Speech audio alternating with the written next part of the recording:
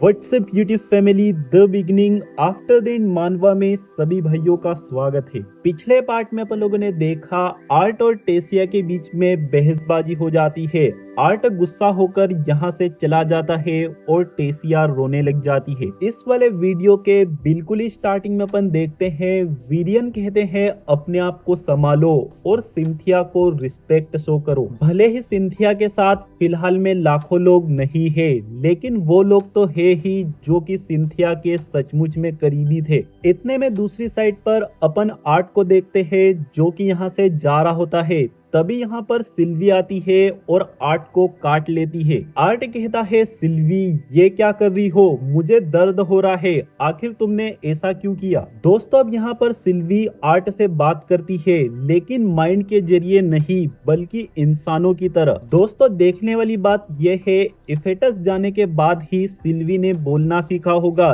लेकिन क्या सिल्वी अपना ह्यूमन फॉर्म ले सकती है या नहीं। सिल्वी कहती है क्या तुम मुझे बताओगे कि आखिर वो सब तुमने क्यों किया। आर्ट कहता है तुम्हारे कहने का मतलब क्या है, मैंने टेसिया को सिर्फ वही कहा जो कि जरूरी था। सिल्वी कहती है जरूरी क्या जरूरी। आर्ट कहता है वो अपने इमोशंस को जजमेंट के ऊपर हावी होने दे रही थी, जो कि एक प्रिंसेस या फिर सोल्जर को कभी नहीं करना चाहिए। सिल्वी कहती है टेसिया ने जो कहा था एली के बारे में वो उसे नहीं कहना चाहिए था, है ना। लेकिन तुम भी तो जो तुम्हारे पेरेंट्स वॉर में जा रहे हैं इस बात का फ्रस्ट्रेशन टेसिया पर निकाल रहे थे। आर्ट कहता है नहीं ऐसा नहीं है, या फिर शायद यही बात थी। वैसे मैं एक बात जानना चाहता हूँ, सच सच बताना कि इफेटस में तुम क्या ट्रेनिंग कर रही थी। सिल्वी एक मजेदार अंदाज में कहती है वैसे तो मैं ताकतवर ग्रो हो रही थी, लेकिन मैंने एक साइड कोर्स किया कि सबसे बेस्ट तरीके से कैसे तुम्हारा मजाक उड़ाया जा सकता है। ऐसा सुनते ही आर्ट एक जगह पर रुक जाता है और कहता है सिल्वी मैं उस टाइम को मिस कर रहा हूँ जब सब कुछ नॉर्मल हुआ करता था। आर्ट के ऐसा कहते ही अपन लोग देखते हैं दोबारा से सीन शिफ्ट हो जाता है आर्ट की पास्ट लाइफ में। आर्ट यानी कि ग्रे एक बढ़िया सी जगह पर बैठा होता है अपनी हेडमास्टर के सामने, जो कि कहती है ग्रे मुझे तो विश्वास ही नहीं होता कि मैं बेस्ट पर्सन हूँ जो कि तुम्हारी की सुधारने में मदद कर सकती है। तुम्हारी की कैपेसिटी बाकी बच्चों के कंपैरिजन में कम है, लेकिन अभी भी काफी टाइम है इसे सुधारा जा सकता है। मैं तुम्हें एक जनरल लेसन देती हूँ, अगर तुम्हारी लाइफ में किसी चीज की कमी है तो उसे तब तक बचा कर रखना जब तक कि तुम्हें उसकी सबसे ज्यादा जरूरत नहीं पड़ती। ग्रे कहता है हेडमास्टर विलबेक आपका धन्यवाद, मुझे लगता है अब मैं समझ चुका हूँ। विलबेक कहती है वैसे मुझे एक बात ध्यान में आई, पता नहीं कहां से लेकिन आजकल डोनेशंस काफी बढ़ चुकी है। ऐसा सुनकर ग्रे चौंक जाता है क्योंकि ये और निको यही तो उले ढाले कर रहे हैं डोनेशन इकट्ठा करने के लिए। विलबेक आगे कहती है लेकिन बहुत जल्द अपन डोनेशन लेना बंद करने वाले हैं। ऐसा सुनते ही ग्रे उछल के कहता है लेकिन क्यों, कहीं आप ऑर्फनेज बंद तो नहीं करने वाली। विलबेक हंसते हुए कहती है बिल्कुल भी नहीं, ऐसा इसलिए क्योंकि गवर्नमेंट का ध्यान अपने पे आ चुका है, अपने कामों के लिए गवर्नमेंट फंड देने वाली है। क्या तुम इस बात को समझ पा रहे हो। ऐसा सुनकर ग्रे अपने मन में कहता है कहीं ऐसा तो नहीं हम लोगों ने कुछ ज्यादा ही कर दिया और इन्हें हम पर शक हो चुका है। ग्रे कहता है ये सुन के अच्छा लगा और बताने के लिए धन्यवाद। ऐसा कहकर ग्रे यहाँ से जाने लग जाता है। एकदम से विलबेक कहती है रुको, जाने से पहले मुझे ये तो बता दो क्या सिसिलिया तुम दोनों के साथ अच्छे से घुल पा रही है या नहीं। ग्रे सोचते हुए कहता है अगर उसकी छोटी मोटी बातों को इग्नोर कर दिया जाए तो हम लोग धीरे धीरे अच्छा कर रहे हैं। ऐसा सुनते ही विलबेक को शक हो जाता है और कहती है अभी तक उसने तुम लोगों से बात ही नहीं की है ना। ग्रे कहता है आप सही है, हम लोगों के बीच में एक बार भी बात नहीं हुई है। विलबेक कहती है मैं उम्मीद करती हूँ तुम कोशिश करते रहो क्योंकि मुझे नहीं लगता तुम दोनों के अलावा और कोई उससे बात कर सकता है। ग्रे कहता है आखिर आप इतनी कोशिश क्यों कर रही है कि हम दोनों सिसिलिया के दोस्त बन जाए। विल्बेक कहती है मेरे बच्चे, मैं चाहती हूँ कि ये बात सिसिलिया खुद तुम्हें बताए। ग्रे कहता है वैसे तो सिसिलिया नॉर्मल है, लेकिन कुछ एक्सीडेंट्स के कारण बाकी बच्चे उससे डरते हैं। मुझे और निको को तो किसी बात का डर नहीं है, लेकिन फिर भी कुछ बच्चे ऐसे हैं जिन्हें कि सिसिलिया के कारण से ट्रीटमेंट लेना पड़ा। इसीलिए मेरे ख्याल से अगर उसकी मदद करनी है तो उसके बारे में थोड़ा बहुत जानना जरूरी है।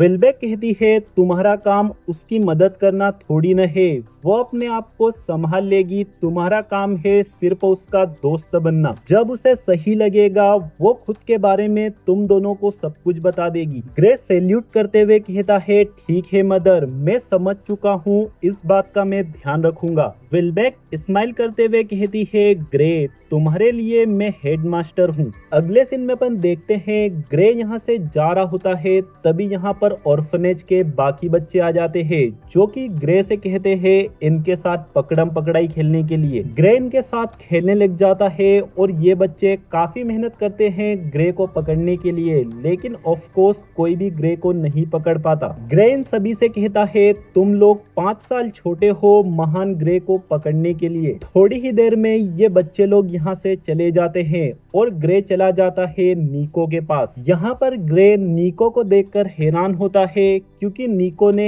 एक ऐसा ग्लव बनाया होता है जिससे कि की मदद से किसी को भी झटका लगाया जा सकता है। ग्रे कहता है ये देखकर मुझे हैरानी होती है, तुम्हारा दिमाग इतना ज्यादा तेज है लेकिन फिर भी अभी तक किसी ने तुम्हें एडॉप्ट नहीं किया। निको कहता है मुझे इतनी भी कोई जल्दबाजी नहीं है क्योंकि पेरेंट्स उतने भी खास नहीं होते। निको के इतना कहते ही अपन लोग आर्थर की आवाज सुनते हैं जो कि कहता है मुझे अपने खुद के पेरेंट्स के बारे में तो कुछ नहीं पता कि वो कैसे थे, लेकिन निको अपने पेरेंट्स से नफरत करता है। ग्रे कहता है तुम्हारा ये ग्लव अच्छा है, लेकिन तुम मेरी तरह लड़ाई करना ही क्यों नहीं सीख जाते। निको कहता है सबसे पहली बात तुमने भी लड़ाई करना सीखी थोड़ी न है, मुझे इन खिलौनों की जरूरत पड़ती है क्योंकि मेरे पास तुम्हारी तरह किसी शिकारी जानवर की तरह रिफ्लेक्सेस नहीं है। ग्रे कहता है तुम सही हो, लेकिन ये ग्लव ज्यादा से ज्यादा तुम्हें टाइम दिला सकता है और कुछ नहीं। निको कहता है तुम भी सही हो, और तो इस ग्लव का माइक्रोफाइबर कुछ ज्यादा ही महंगा है और ज्यादा टाइम तक टिकने भी नहीं वाला, इसीलिए मैंने कुछ पैसे खर्च किए हैं मटेरियल्स खरीदने के लिए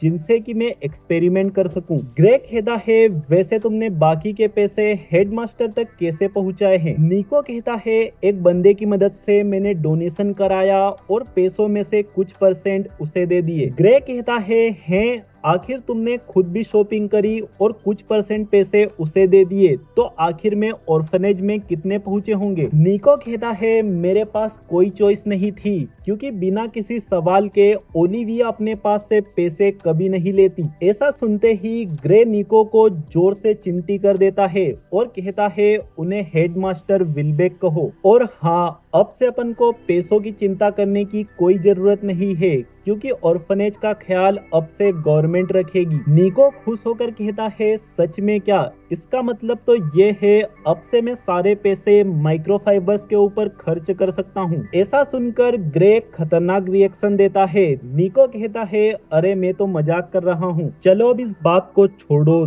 देखो मैं तुम्हारे लिए कुछ बुक्स लाया हूँ। इन बुक्स को देखकर ग्रे खुश हो जाता है और कहता है तुम्हारे घटिया से जोक के लिए तुम्हें ये महान आदमी माफ करता है। जैसे ही ग्रे इतना कहता है अपन देखते हैं इन दोनों को अचानक से ही कुछ सेंस होता है और ये हो रहा होता है सिसिलिया के कारण से। ग्रे हैरान होकर कहता है ये क्या, ये तो नॉर्मल से ज्यादा टाइम के लिए हो रहा है। निको कहता है चलो फटाक से देखते हैं। ग्रे कहता है ये क्या कह रहे हो, क्या तुम्हें याद नहीं पिछली बार वॉलेंटियर की क्या हालत हो गई थी, इसमें बहुत ही ज्यादा खतरा है। निको कहता है हाँ वो वॉलेंटियर तो उसके पास भी नहीं पहुंच पाया था, लेकिन मैं इस तरह खड़े खड़े इंतजार नहीं कर सकता उसके बेहोश होने का। मैं इमेजिन भी नहीं कर पा रहा हूँ कि उसे कितना दर्द हो रहा होगा। ऐसा सुनते ही ग्रे कहता है, तुम उसे पसंद करते हो, है ना? सही कहा ना मैंने? निको ब्लश करते हुए चिल्लाकर कहता है, ऐसा बिल्कुल नहीं है, मैं तो उस लड़की को जानता तक नहीं, मैं तो सिर्फ